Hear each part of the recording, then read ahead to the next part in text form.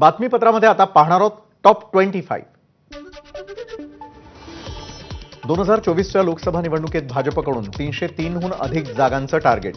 कार्यकारिणी बैठकीत पंतप्रधान मोदींचे निर्देश। 2019च्या तुलनेत अधिक जागा आल्या पाहिजेत, भाजपचा निर्धार। लोकसभेसाठी महाविकास आघाडीचं जागा वाटप अंतिम टप्प्यात। जागा वाटपासंदर्भात संजय राऊत, शरद पवार आणि राहुल गांधींमध्ये चर्चा। 2 फॉर्म्युलांवरती चर्चेची माहिती। 29 आणि 30 डिसेंबरला शिक्कामोर्तब शक्य। सलीम कुत्तासोबतचा बडगुजर यांचा तो व्हिडिओ एक अपघात। राऊतांकडून बडगुजरांची पाठराखण, तर सलीम कुत्ता भाजपत गेला तर साफ होईल, राऊतांची टीका। खासदार हेमंत पाटलांनी घेतली नांदेडचे जिल्हा पोलीस अधीक्षक श्री कृष्ण कोकाटे यांची भेट।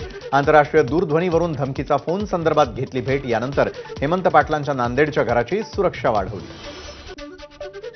लोकमंगल राज्यस्तरीय पुरस्कार जाहीर। शांता गोखले, राजू बाविस्कर आणि वसंत गायकवाड पुरस्काराचे मानकरी। 7 जानेवारी 2024ला एबीपी नेटवर्कचे व्हाईस प्रेसिडेंट यांच्या उपस्थितीत होणार पुरस्कार वितरण सोहळा। बारामतीमध्ये विद्या प्रतिष्ठान संस्थेच्या इंजिनिअरिंग विभागामध्ये रोबोटिक लॅबचं शरद पवारांच्या हस्ते उद्घाटन। विद्या प्रतिष्ठानमधील टेक्नॉलॉजी लॅबला अदानींची 25 कोटींची मदत। शरद पवारांकडून उद्योगपती गौतम अदानींचे आभार। काँग्रेसच्या 138व्या स्थापना दिनानिमित्त नागपुरात रॅलीचं आयोजन। देशातील सर्व काँग्रेसचे नेते सभेसाठी येणार। काँग्रेस आमदार सतेज पाटलांची माहिती। विरोधात गेल्यामुळे विचार बदलतात, त्यामुळे लोकांना कळतं पण खोटं बोलतं आणि कोण खरं। आमदार रोहित पवारांचा मंत्री हसन मुश्रीफ यांना टोला।